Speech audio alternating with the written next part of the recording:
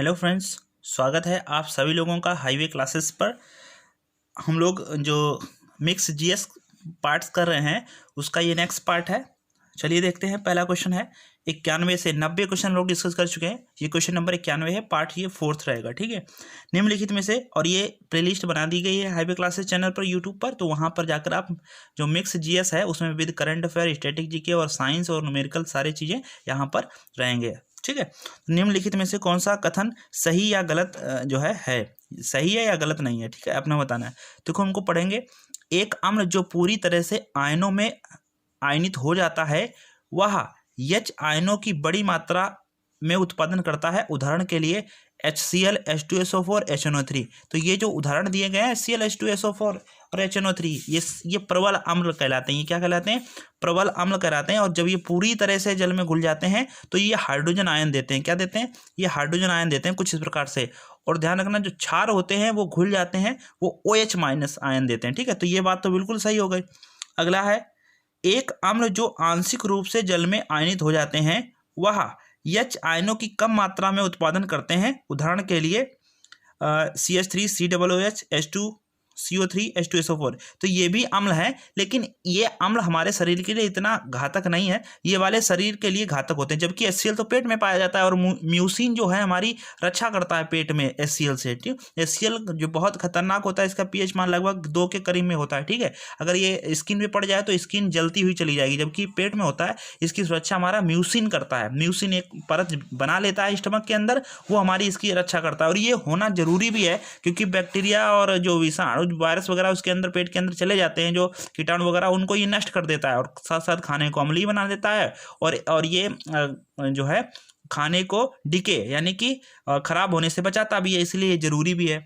तो देखो, और आगे कह रहे हैं जो अम्ल हैं वो H आयनों में कम मात्रा में घुलते हैं, वो H आयनों में देते हैं। देखो, आयन तो देंगे लेकिन उतने ज़्यादा नहीं देंगे। जैसे CH3OH, H2SO4, HNO3 है, इन अम्लों को हम लोग खाते भी हैं। जैसे देखो होगा जो है इमली खाते हैं, साइट्रिक एसिड भी खाते लेते हैं, और जो है क्या नाम उसका, नींबू में होता है उसको भी खाते हैं, ऑक्जेलिक अम्ल जो टमाटर में होता है उसको भी खाते हैं। तो ऐसे करके हम लोग इसको खाते भी हैं। जो अम्ल खाते हैं वो कम होते हैं, तो इसीलिए इसको कम मात्रा में उत्पादन होता है। तो इसीलिए ये दोनों कथन सही हो जाएंगे। ऑप्शन नंबर ए आपका बिल्कुल सही हो जाएगा। ठीक है, तो ये देखो ग्रुप डी का है, लेकिन क्वेश्चन कितनी अंदर गहराई से पूछ लिया है इन्होंने। तो हम ये नहीं कह सकते कि हमसे ये पूछा जाएगा या नहीं पूछा जाएगा, क्योंकि ग्रुप डी और एनटीपीसी की बात कर लें तो एनटीपीसी में जो पहला पेपर हुआ है वो थोड़ा हल्का ही रहेगा। ग्रुप डी का थोड़ा पेपर ठीक ठाक आएगा, क्योंकि उन्हें दोबारा पेपर नहीं कराना है, एक ही पेपर कराना है, बस उसका ज्वाइनिंग के संबंधित फिर बातें करनी है। अगला क्वेश्चन है, गति करती हुई एक कार विपरीत दिशा में आती हवा का सामना करती है। कार पर हवा द्वारा किया गया कार्य क्या होगा? तो हवा द्वारा किया गया कार्य ऋणात्मक होगा। कैसे समझाते हैं? जैसे अब आप इधर को जा रहे हैं, कोई वस्तु इधर से आ रही है, अब आप तो चले ही जा रहे हैं, तो इस वस्तु द्वारा किया गया कार्य क्या हो जाएगा? जीरो, क्योंकि ये तो आगे बढ़ ही नहीं पा रही है। अगर ये आगे बढ़ जाए तो इस वाली वस्तु का कार्य जीरो हो जाएगा। अगर ये दोनों लोग नहीं बढ़ पाए तो समझना कार्य क्या हो जाएगा? शून्य हो जाएगा। जबकि गाड़ी आगे बढ़ती रहती है और हवा जो है गाड़ी पर बल लगाती रहती है, लेकिन हवा द्वारा किया गया कार्य करेंगे क्या? ऋणात्मक हो जाएगा। तो इसका राइट आंसर यहाँ पर सी हो जाएगा। कार्य दो तीन प्रकार के कार्य, धनात्मक भी होता है, ऋणात्मक भी होता है, शून्य भी होता है। और आपको बता दें कि अगर यदि बल और विस्थापन परस्पर लंबवत हो तो किया गया कार्य शून्य होता है। ध्यान रखना इस चीज को, बल और विस्थापन दोनों, बल और विस्थापन क्या हो? लंबवत हो तो किया गया कार्य शून्य होता है। इस चीज को आप ध्यान रखना। और दोनों अगर एक ही दिशा में बल लगा रहे हैं, जैसे एक इधर को लगा रहे हैं और एक इधर को लगा रहे हैं, तो ये किया गया कार्य धनात्मक कार्य हो जाता है। ठीक है, अगला क्वेश्चन है ये 193 नंबर। ये तो क्वेश्चन पुराना क्वेश्चन है, 2017 का। 2017 में चुना गया, क्योंकि पेपर हुआ था 2017 में, उत्तराखंड 2018 में। तो उत्तराखंड के मुख्यमंत्री का नाम बताया जिन्हें 2017 में चुना गया। तो ये क्वेश्चन तो पुराना अपने काम का है नहीं, फिलहाल जानना इसलिए जरूरी है क्योंकि त्रिवेंद्र सिंह रावत हैं, वो वर्तमान में भी है अभी तक। ठीक है, उत्तराखंड के जो सीएम हैं वो त्रिवेंद्र सिंह रावत हैं, ये आप ध्यान रखना। उत्तराखंड में ही आप ध्यान रख सकते हो तेंदुआ संरक्षण केंद्र भी है। उत्तराखंड की राजधानी देहरादून है, दूसरी राजधानी से गैरसैंण है। ठीक है, ये भी आप ध्यान रख सकते हो। उत्तराखंड से बहुत सारे क्वेश्चन बनते हैं, आप इनको भी ध्यान रख सकते हो। चलिए अगला क्वेश्चन देखते हैं, क्वेश्चन नंबर 194। ठीक है, देखो हैलोजन में डैश होते हैं। तो हैलोजन, आपने हैलोजन को कल हमने आपको बताया था, फिर कल बारात आई इसके, तो 80 ये अलग है। तो फिर कल ये दोनों लोग तो गैस हैं, तो 2 गैस होती हैं, तो इसका ये गलत हो गया। और इन दोनों में अब देखो 2 गैस है और 2 आपके जो हैं तरल हो जाएंगे, 1 ठोस हो जाएगा। 2 तरल होते हैं, ब्रोमीन और ये वाला आयोडीन जो है एक तरीके से जो रहेगा ठोस में रहेगा, ठीक है। ध्यान रखना, फ्लोरीन और क्लोरीन गैसीय अवस्था में पाए जाते हैं। आयोडीन और इसको कहते हैं एस्टेटीन, एटी से क्या हो जाएगा एस्टेटीन जो है, ध्यान रखना है। और जो आयोडीन और एस्टेटीन है ये ठोस अवस्था में पाए जाते हैं और ये द्रव अवस्था में पाया जाता है। क्या, ब्रोमीन जो है द्रव अवस्था में पाया जाता है। और आपसे एक क्वेश्चन भी बनता है, ब्रोमीन एक द्रव अधातु है, तो ध्यान रखना अधातुओं में सिर्फ एक ऐसी एकमात्र अधातु जो द्रव है तो ब्रोमीन। ब्रोमीन अपने आप में बहुत इंपॉर्टेंट क्वेश्चन है, आप ध्यान रखना। ब्रोमीन कैसी धातु है, द्रव धातु है, ठीक है, ध्यान रखना है, ये आपको बहुत इंपॉर्टेंट क्वेश्चन है। ब्रोमीन कैसी धातु है, द्रव अधातु है, सॉरी क्या है ये, द्रव अधातु है। और हम आपको बता दें जो आवर्त सारणी है मोजले की 1913 में, जो फ्रांसीसी वैज्ञानिक थे, इन्होंने 1913 में सबसे पहले इन्होंने परमाणु क्रमांक के आधार पर सजाया, ये भी ध्यान रखना। तो ध्यान रखना जो आवर्त सारणी है उसमें सबसे पहले धातु आती हैं, फिर उपधातु, फिर अधातु आती हैं, ठीक है, ये ध्यान रखना। बीच में उपधातु और इधर अधातु रहेंगे, ठीक है, पहले धातु फिर उपधातु फिर धातु, फिर कल बारात आई, ये अधातु है और एकमात्र ब्रोमीन जो द्रव अवस्था में पाई जाती है। इतना आप इसके बारे में ध्यान रख सकते हो। और ये जो हैलोजन है ये 13वें वर्ग के तत्व हैं। टोटल वर्ग कितने हैं, 18 और 7 आवर्त हैं, ध्यान रखना। टोटल वर्ग कितने हैं, 18 और 7 आवर्त हैं। और जो हैलोजन है ये फिर कल बारात आई जिसकी ट्रिक है, और आप इसको 17वें वर्ग के तत्व हैं, ये क्या 17वें वर्ग के तत्व हैं, आप इनको ध्यान। अगला क्वेश्चन है, यूनेस्को द्वारा निम्न में से भारत के किस शहर को पहला विश्व विरासत शहर का दर्जा दिया गया था। तो देखो ये क्वेश्चन तो पुराना है उस समय का, लेकिन आप ध्यान रखना ये पहला जो विश्व विरासत जो है ये स्टैटिस्टिका का क्वेश्चन बन चुका है। यूनेस्को द्वारा निम्न में भारत के किस शहर को पहला विश्व विरासत शहर दर्जा किया था, तो अहमदाबाद को, क्या अहमदाबाद। अब जयपुर को भी शामिल कर लिया गया है, ध्यान रखना, जयपुर को भी शामिल कर लिया गया, जो पिंक सिटी के नाम से जानता है यूनेस्को का हेडक्वार्टर। आप लोग हमें कमेंट बॉक्स में बताना, ठीक है। अगला क्वेश्चन है, जैसे दूसरे पद से पहले पद से संबंधित है वैसे तीसरा पद दूसरे, हाँ ठीक है। चुंबकीय क्षेत्र आस्टर्ड, चुंबकीय क्षेत्र का मात्रा क्या आस्टर्ड बताता है, और शक्ति का मात्रा क्या है वाट है। तो ये वाट पता नहीं कितनी बार आप अब हमने अभी आपको 3 सेट लगाए हैं, तो वाट आपको बहुत पूछा गया है। ये यूनिट हर सेट में यूनिट पूछी जा रही है, तो आपको यूनिट पर ज़्यादा विशेषकर ध्यान देना पड़ेगा, वाट आप ध्यान रखना। अगला क्वेश्चन है, transpiration takes place through the, तो आप देखो ये इंग्लिश में क्वेश्चन है, तो कई बार जो है साइंस तो पूरी इंग्लिश में ही है, लेकिन हम लोग उसको हिंदी में तोड़ तोड़ के पढ़ते हैं समझने के लिए, क्योंकि हम लोग साइंस जो है इंग्लिश नहीं हिंदुस्तान से है, तो ध्यान देना है। यहाँ पर जो है आपको इस क्वेश्चन पे ध्यान रखना, इसको वाष्पोत्सर्जन कहते हैं, क्या कहते हैं, वाष्पोत्सर्जन कहते हैं। और इसका आंसर हो जाएगा स्टोमाटा, क्या हो जाएगा, स्टोमाटा। यानी कि वाष्पोत्सर्जन जो है रंध्रों, यानी कि रंध्रों स्टोमाटा के माध्यम से होता है। वाष्पोत्सर्जन किसके माध्यम से होता है, स्टोमाटा, यानी कि रंध्रों के माध्यम होता है।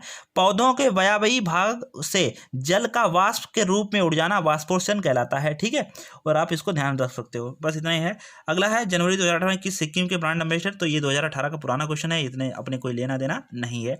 आप क्वेश्चन देखेंगे 199, तो देखिए कहा गया है, विभवांतर V और विद्युत धारा I के बीच संबंध की खोज किसने की थी। वाह, कितनी बार ये क्वेश्चन आ चुका है, और इसका न्यूमेरिकल भी बनता है यहाँ से। V बराबर IR कहते हैं, ओम का नियम है, V बराबर IR, ये ओम का नियम है, इसको ओम ने दिया था, ओम का नियम B। और यहाँ से आपसे ओम का नियम क्या था, एक बार हम आपको फिर से याद दिला दें। जो है ओम ने कहा था कि जो है चालक की भौतिक अवस्था जैसे ताप आदि में कोई परिवर्तन ना किया जाए, तो चालक के सिरों पर लगाया गया विभवांतर उसमें प्रवाहित धारा के अनुक्रमानुपाती होता है। लगाया गया विभवांतर उसमें प्रवाहित धारा के अनुक्रमानुपाती होता है, यानी कि V किसके अनुपाती होगा, I के, और ये अनुक्रमानुपाती हटता है तो V बराबर लगता है IR। R यहाँ पर प्रतिरोध बताता है, क्या बताता है, I बराबर यहाँ से प्रतिरोध बनाता है। और विद्युत धारा बराबर बताते हैं Q/T होता है, आवेश प्रवाह की दर को विद्युत धारा कहते हैं, यहाँ पे ध्यान रखना, इसका मात्रक एम्पियर होता है, ठीक है।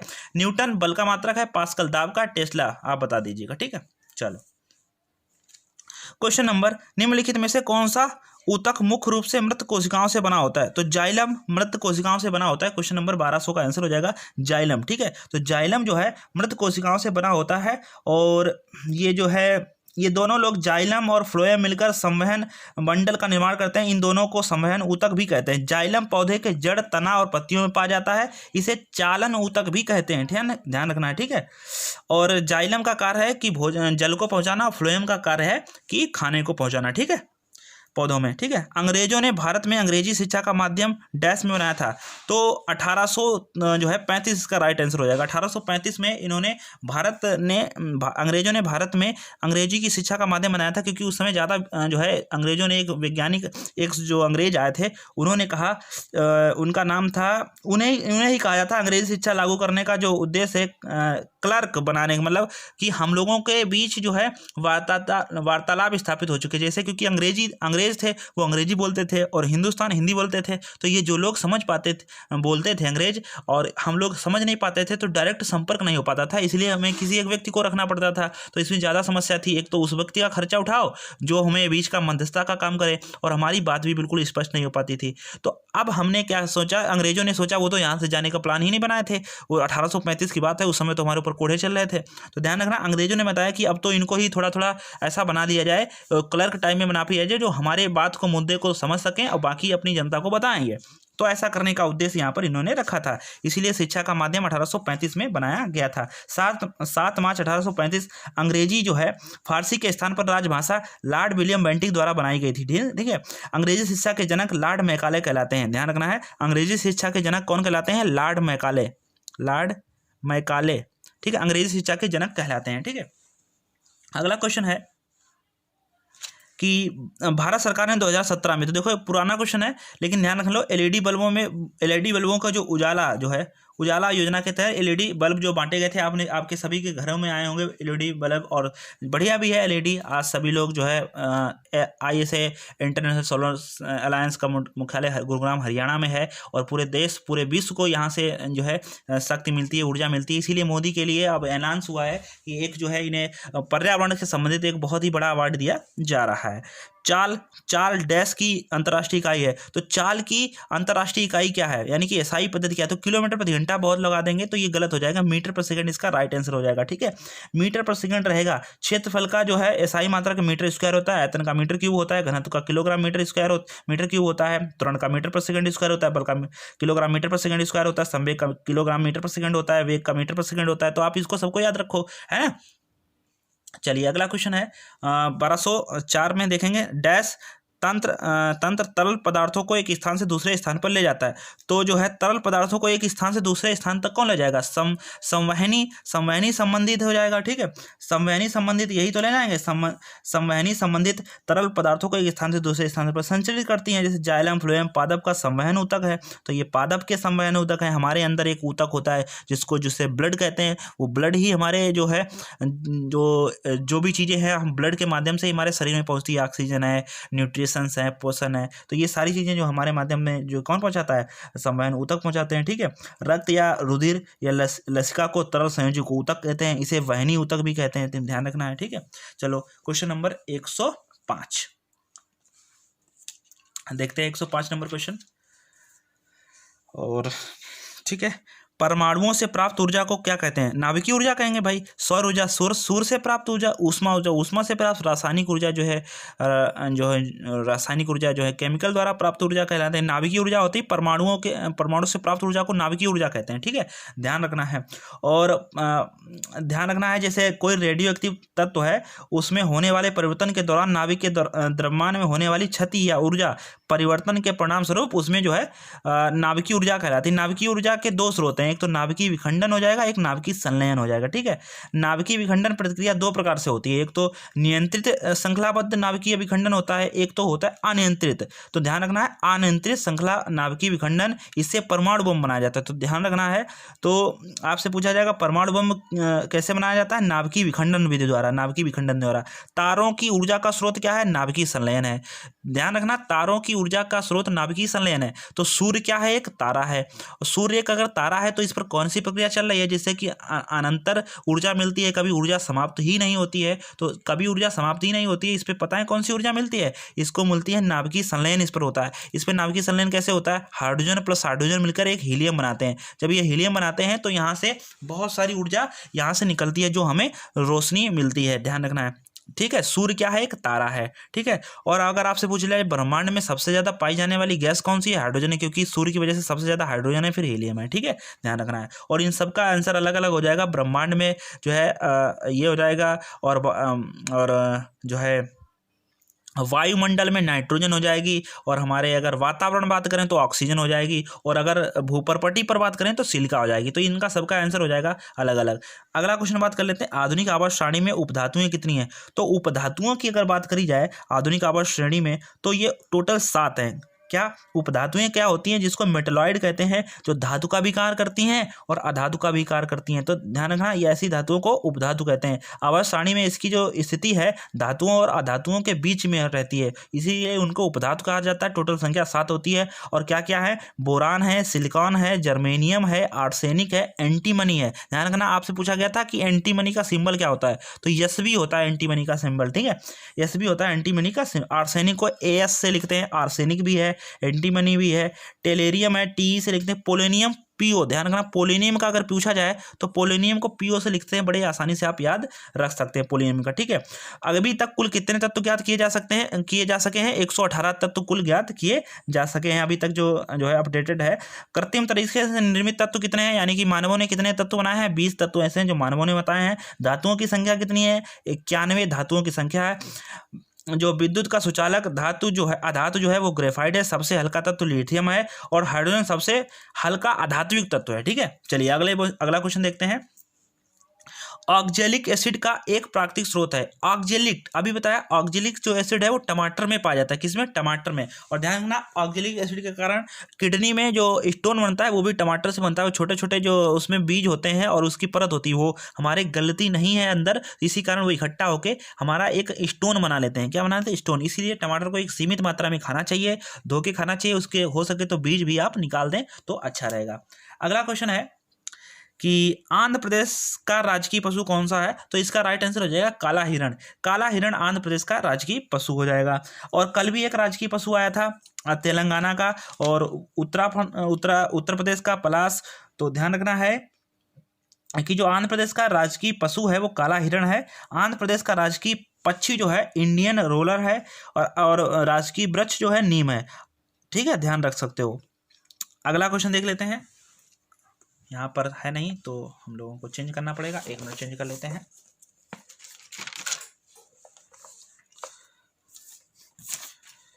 तो आपको कैसा लग रहा है लेक्चर, आप बताइएगा। अगर आपको किसी कोई समस्या है, कुछ भी पूछना हो, तो आप, एक चीज़ है कि आप टेलीग्राम चैनल पर जरूर ज्वाइन हो जाइएगा, अगर अभी तक आपने टेलीग्राम चैनल को ज्वाइन ना किया हो। ठीक है, दिख रहा है, चलो। स्पष्ट नहीं हुआ क्या अभी? ठीक है, कहा जा रहा है डेडेडस कनेक्ट्स मसल्स टू बोन्स, यानी कि जो मसल्स हैं और बोन्स मतलब हड्डियों या मांसपेशियां जो हैं हड्डियों से किस प्रकार से जुड़ती हैं। तो इसका राइस हो जाएगा टेंडन्स द्वारा जुड़ती है, और लीगामेंट से हड्डियां टू हड्डियां जुड़ती हैं। हड्डियां टू हड्डियां किसके द्वारा जुड़ती है, लीगामेंट से। 1 मिनट थोड़ा सेट कर दें।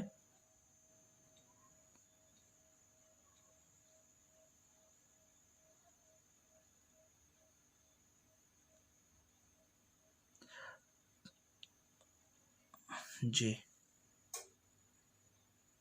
ये अब आया, जे बात अब आए। देखो, कनेक्ट मसल टू बोन्स, तो किसके द्वारा जुड़ी होती हैं, टेंडन्स के द्वारा जुड़ी रहती हैं। ठीक है, ध्यान रखना है आपको, यानी कि जो मसल्स हैं वो बोन्स के द्वारा कैसे जुड़ती है, कनेक्ट्स। और हड्डियों से हड्डियां अगर आपसे पूछे जाए कैसे जुड़ती हैं, तो वो आपकी जुड़ती हैं लीगामेंट्स द्वारा। ध्यान देना, ठीक है। पेशियां जो है त्वचा के नीचे का मांस होती हैं। पेशियां क्या होता है, त्वचा के नीचे वाली जो मांस होता है वो होती हैं।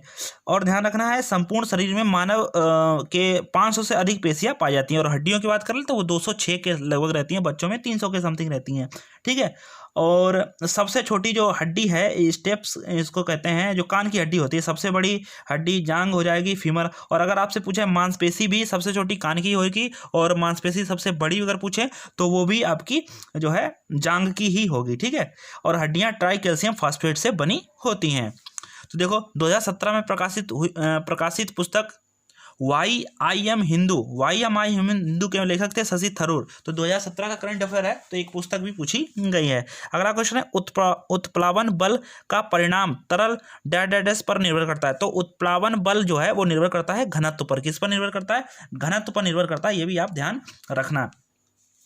उत्प्लावन बल का जो परिणाम है वो तरल के घनत्व पर निर्भर करता है। द्रव का वह गुण जिसके कारण वह वस्तुओं पर ऊपर की ओर लगता है, ठीक है, उसे उत्प्रेक्षा या उत्प्लावन बल कहते हैं, ये भी ध्यान रखना। और इसे आर्किमिडीज का सिद्धांत जो है आप सभी लोग जानते हैं। जब कोई वस्तु किसी द्रव पर पूरी अथवा आंशिक रूप से डुबोई जाती है तो उसके बराबर जो है उसके भार में कमी का आभास होता है, और भार में आभासी जो कमी है वस्तु द्वारा हटाए गए द्रव के बराबर होती है। इसे आर्किमिडीज का सिद्धांत भी कहते हैं। तो ध्यान रखना है, जैसे आप देखते होंगे जो हमारा जो अगर देखे होंगे कभी जो तरबूज वाले जो लोग होते हैं वो जो नदी में अपना एक बोरी डाल देते हैं और उसको जो है खिसकाते लिए जाते हैं 3-4 बोरी अकेले आदमी, क्योंकि उसको वजन नहीं लगाना पड़ता, जितना रहता है वो उसको जो है उसका भार हटा देता है, ये ध्यान रखना। अगला क्वेश्चन है 1 मार्च 2018 में पंजाब के मुख्यमंत्री कैप्टन अमरिंदर सिंह, वो तब भी थे आज भी हैं, तो आप इसको ध्यान रख सकते हो, कैप्टन अमरिंदर सिंह। अगला क्वेश्चन है पेरू के लिए भारत का अगला राजदूत, ये तो अपने कोई मतलब नहीं है, तो राजदूत तो चेंज ही होंगे। निम्नलिखित में से कौन सा भारत सरकार के खेलो इंडिया कार्यक्रम से जुड़ा है? तो संगीत, विज्ञान, साहित्य, खेल जुड़ा है भाई, लिखा हुआ है खेलो इंडिया कार्यक्रम जो है खेल से जुड़ा है। ये जल्दी ही शुरू किए गए थे खेलो इंडिया कार्यक्रम, तो ये खेल से जुड़े हुए हैं। अगला क्वेश्चन है 1 वाट में कितना होता है? 1 वाट में 1000 वाट होंगे, तो राइट आंसर 1 हो जाएगा। अच्छा, 1 किलोवाट में जो है कितने जूल होते हैं? तो 3.6 × 10⁶ जो है जूल होते हैं, ये भी ध्यान रखना है, ठीक है। अगला क्वेश्चन है, ये तो करंट अफेयर का क्वेश्चन है जो तो बेकार हो गया। अगला क्वेश्चन देखिए, ये भी बेकार। अगला, हाँ, तो नेक्स्ट क्वेश्चन है, कहा जा रहा है, ये तो पुराना ही क्वेश्चन है जो पीछे भी पूछा गया था सेट में। दिल्ली के सुल्तान ने अपनी राजधानी दिल्ली से दौलताबाद स्थानांतरित की थी। तो दिल्ली का ऐसा कौन सा सुल्तान था जिसने अपनी राजधानी दिल्ली से दौलताबाद स्थानांतरित की थी? तो वो था मोहम्मद बिन तुगलक। मोहम्मद बिन तुगलक ने ऐसा किया था। और जो है यादव वंश की राजधानी देवगिरी थी। मोहम्मद बिन तुगलक ने देवगिरी का जो नाम था वो दौलताबाद रखा था। दौलताबाद को 1329 में राजधानी बनाया था। ध्यान रखना, कब राजधानी बनाया था? तो 1329 में इसने राजधानी बताया था। और जो है इसने 1333 में फिर दिल्ली ले गया। इसने 3-4 काम ऐसे किए थे जो इसके सफल नहीं हुए। हालांकि सबसे बुद्धिमान राजा दिल्ली सल्तनत का यही कहा जाता है, मोहम्मद बिन तुगलक, लेकिन इसको पागल बादशाह भी कहते हैं। क्या? इसको पागल बादशाह भी कहते हैं। तो आपने अगर एक मूवी देखी हो जो है अक्षय कुमार की, और जो जज रहता है जिसमें केस लड़ा जाता है कासिम सुलेमानी ऐसे करके, तो एक केस लड़ते हैं उसमें, तो वो जज कहता है कि भाई हमको तुगलक मत समझो, ठीक है। जो है लखनऊ और कानपुर के बीच में जो आपने देखी होगी, उम्मीद है आपको नाम याद होगा, तो मोहम्मद बिन तुगलक, तो उसमें वो कहता है जज मुझे तुगलक मत समझो, मतलब मुझे पागल बादशाह मत समझो, ठीक है। तो ऐसे करके तो इसने 4 काम किए थे। इसने राजधानी चेंज करी, सिक्के बदलाए, तो सिक्के बदलाए तो जिसने घरों में बर्तन थे सबने पूरे सबने वही सिक्के बनवा लिए, तो इसके जो है गड़बड़ हो गया उसमें सब जो है, तो इसीलिए इसको पागल बादशाह भी कहते हैं, हालांकि सबसे पढ़ा लिखा था। अगला क्वेश्चन है, निम्नलिखित में से कौन सा संवहनी तंत्र के बारे में सच नहीं है? तो बताना इसमें से कौन सा सच नहीं है। रक्त जो है सफ़ेद या लाल संवहनी संयोजी ऊतक है, बिल्कुल सही। तो जो प्लेटलेट्स होती हैं वो एकदम वाइट, WBC वाइट ब्लड कॉर्पोकल्स कहते हैं, रेड ब्लड कॉर्पोकल्स कहते हैं। तो रक्त जो है सफ़ेद या लाल संवहनी ऊतक है, बिल्कुल सही बात है। संवहनी तंत्र शरीर का लगभग 7 से 8% बनता है। संवहनी तंत्र मतलब जो खून है लगभग शरीर का 7 से 8% बनता है, बिल्कुल सही। एक वयस्क व्यक्ति में लगभग 6.8 लीटर होता है। 7 लीटर ही कह रहे हैं, गलत कह रहे हैं। एक वयस्क व्यक्ति में जो है 5 से 6 लीटर जो है खून रहता है। कितना? 5 से 6 लीटर खून रहता है, ठीक है। एक वयस्क में लगभग 5 से 6 लीटर खून रहता है, इतना ज़्यादा नहीं जितना ये बता रहे हैं 6.8, तो यही बात गलत हो जाएगी। और महिलाओं में पुरुषों से आधा लीटर खून कम रहता है। मानव आरबीसी का जीवन काल 115 से 120 दिन होता है, बिल्कुल सही, आपने पढ़ा भी होगा। आरबीसी का काम जो है 120 दिन होता है, प्लेटलेट्स का 2 दिन और WBC 7 दिन 1 हफ्ता ऐसा करके होता है, ठीक है। चलो अगला क्वेश्चन देखते हैं। अच्छा, एक क्वेश्चन और बताते हैं। WBC, RBC और जो है RBC को इरिथ्रोसाइट कहते हैं। क्या कहते हैं? RBC का जो नाम है वो इरिथ्रोसाइट है, आप इसको जरूर ध्यान रखना है। और जो WBC है, WBC उसको कहते हैं ल्यूकोसाइट। क्या? ल्यूकोसाइट कहते हैं। और थ्रोम्बोसाइट कहते हैं प्लेटलेट्स को। प्लेटलेट्स को थर्मोसाइट कहते हैं। ठीक है, आप ध्यान रखेंगे। अगला क्वेश्चन है, अभिक्रिया के संबंध में निम्नलिखित कथन में से कौन सा गलत है? तो 2Pb था, लेड ऑक्साइड था, ये सॉलिड में, और ये सॉलिड ये गैस में। तो ये G बना होता है, गैस मतलब ऊपर को दिखाई जाती है, उड़ जाती है, और सॉलिड होता है वो नीचे को दिखाया जाता है, मतलब ठोस है। तो PbO, O था, यहाँ O गायब है, यहाँ C था, यहाँ O आ गया। तो देखो कार्बन डाइऑक्साइड का उपचयन हो रहा है, तो कार्बन डाइऑक्साइड तो कहीं पर है ही नहीं, उपचयन क्या हो रहा है? इधर तो कार्बन डाइऑक्साइड का है ही नहीं, तो ये गलत हो जाएगा। कार्बन डाइऑक्साइड का ऑप्शन गलत कह रहे हो। लेड अपचेत हो रहा है, लेड अपचेत हो रहा है, लेड Pb था और Pb रह गया, तो अपचयन हो गया। तो अपचयन हो गया, अपचयन का मतलब होता है ऑक्सीजन का हटना, कार्बन का अपचयन हो रहा है, तो कार्बन का अपचयन हो रहा है। लेड ऑक्साइड का क्या हो रहा है? अपचयन हो रहा है। तो ध्यान देना है, इसका जो राइट आंसर हो जाएगा वो 1 और 2, ये लेड अपचयन हो रहा है। तो लेड तो इधर था ही नहीं, लेड ऑक्साइड था, आप इसको लेड ऑक्साइड का अपचयन हो रहा है, लेड का थोड़ी अपचयन हो रहा है, तो ये दोनों गलत हो जाएंगे। पहले दूसरा राइट आंसर हो जाएगा C। देखो बता देते हैं, अपचयन उपचयन से आप क्वेश्चन पढ़ लेना, क्योंकि अपचयन उपचयन से आपसे क्वेश्चन आपसे जरूर एक पूछा जा सकता है। देखो क्या होता है, एक बार यहाँ पर हम आपको बताने की कोशिश करते हैं। आपसे पूछा जा रहा है कौन सा गलत है, तो ध्यान दें। कार्बन डाइऑक्साइड का अपचयन हो रहा है, पहली बात तो इधर कार्बन डाइऑक्साइड है नहीं, तो ये गलत हो गया। लेड अपचयन हो रहा है, तो पहली बात तो इधर लेड है नहीं, तो गलत हो गया। अब देखना, कार्बन का उपचयन हो रहा है, तो देखो कार्बन C था और यहाँ CO2 हो गया, मतलब ऑक्सीजन जुड़ गया। तो जब ऑक्सीजन जुड़ना, तो ऑक्सीजन का जुड़ना, तो उसको कहते हैं कार्बन का उपचयन। ठीक है, और जो है लेड ऑक्साइड, देखो यहाँ Pb था, लेड ऑक्साइड था, अब यहाँ ऑक्सीजन हट गया, यहाँ केवल Pb बचा है। तो जब ऑक्सीजन हट जाए तो उसको अपचयन कहते हैं। क्या कहते हैं? अपचयन कहते हैं। इतना आप ध्यान रख सकते हो। ओके, तो आपके मैंने क्वेश्चन 90 से स्टार्ट किए, 120 आ चुके हैं। तो ये आपके 30 क्वेश्चन हमने आपके साथ डिस्कस किए। आपको कैसा लगा जरूर आप हमें कमेंट बॉक्स में बताएं। ओके, थैंक यू, मिलते हैं नेक्स्ट लेक्चर में। आज इसमें न्यूमेरिकल नहीं आया, हो सकता है कल आ जाए। ठीक है, 2-3 हर सेट में न्यूमेरिकल हैं, किसी में नहीं है। तो आप ग्रुप डी के लिए 2 से 3-4 न्यूमेरिकल जरूर आने की संभावना रहती है। ठीक है, थैंक यू, मिलते हैं नेक्स्ट लेक्चर में।